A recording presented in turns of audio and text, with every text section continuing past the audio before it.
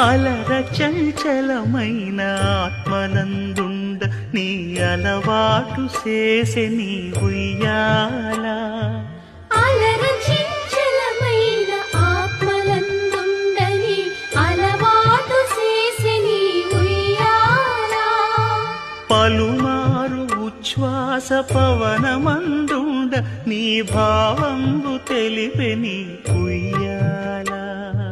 పలుమారు ఉచ్ఛ్వాస పవనమందుండ నీ భావంబు తెలిపే నీ